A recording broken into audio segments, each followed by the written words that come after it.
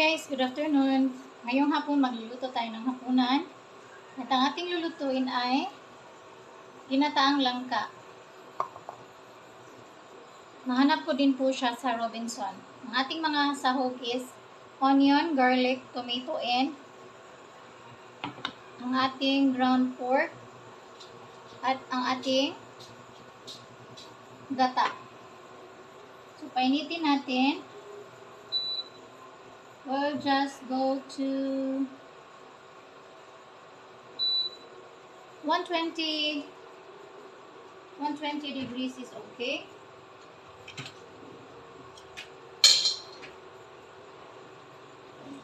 Maglagay lang po tayo ng oil.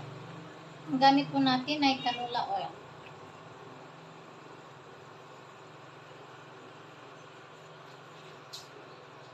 Ayan.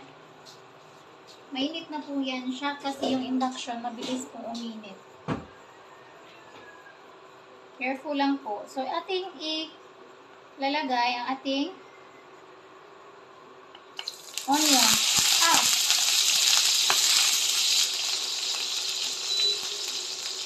Painaan na natin ang apoy. Kasi may konting tubig from the beginning.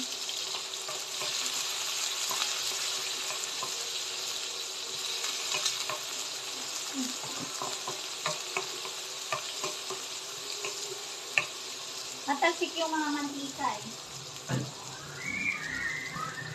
May kunting tubig kasi.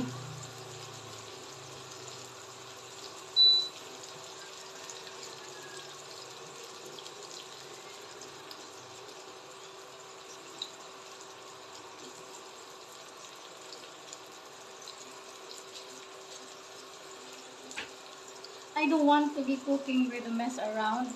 So,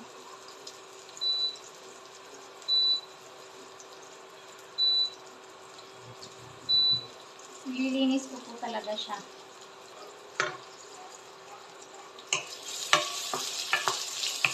Mahina na po yung apoy niya.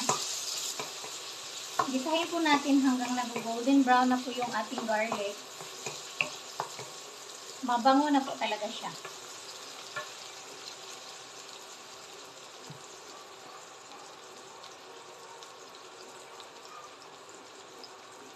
Maglagay po tayo ng pepper.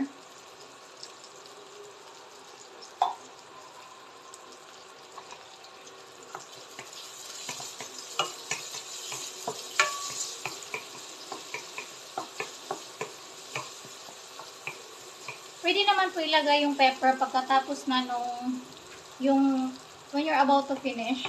Pero pwede naman po ilagay yung pepper kasali yung sahog. So, ilalagay na po natin ang ating pork.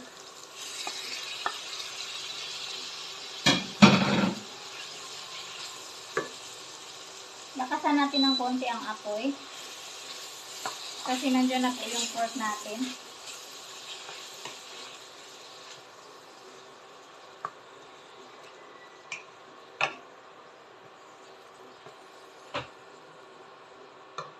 Yung proseso po nito ay katulad po nung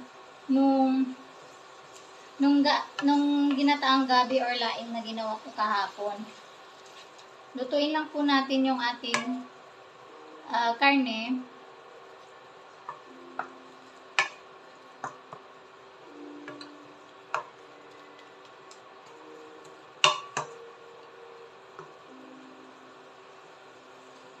Yan.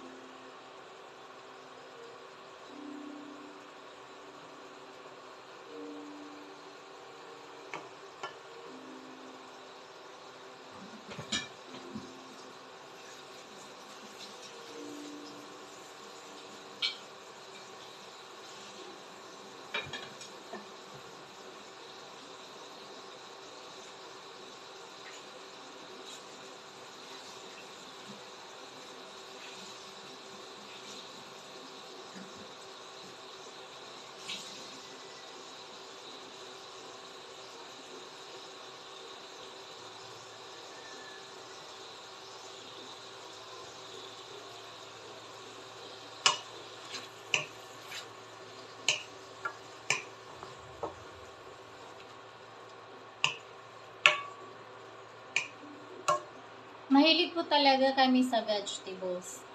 Kahit po yung asawa ko, gusto palagi sa tuwing kainan is always may vegetables.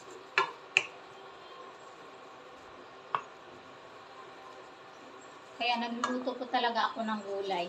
Ang palaya, yung sari-sari na gulay, talong, yung mga ganito.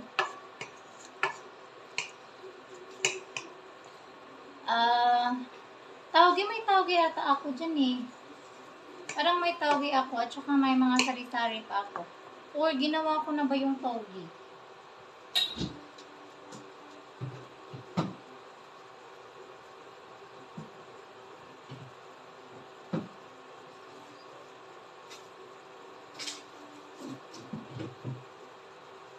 Ginawa ko na pala yung tawgi.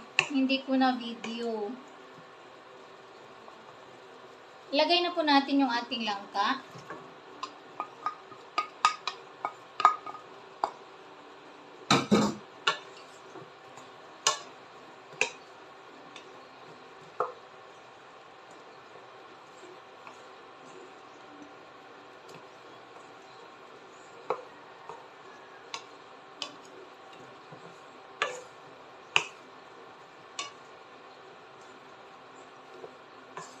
Hirapan ako maghalo. Ayan. Lagay na po natin yung ating gata.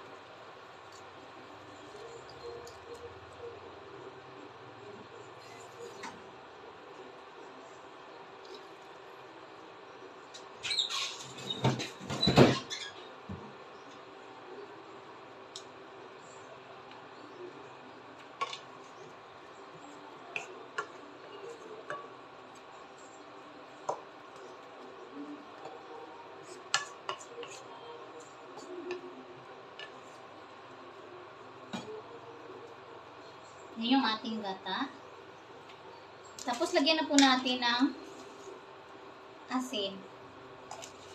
Para manuhot po yung kanyang lasa kapag siya po ay cook na. Tapos lagyan lang po natin ng konting magic sarap. Yung isang pakete po ng magic sarap, 3 o 4 na beses ko pong ginagamit yun. So, ibig sabihin, kunti lang talaga yung nilalagay ko para lang po may kunting lasa. Nasanay na rin po kasi kaming ganun eh.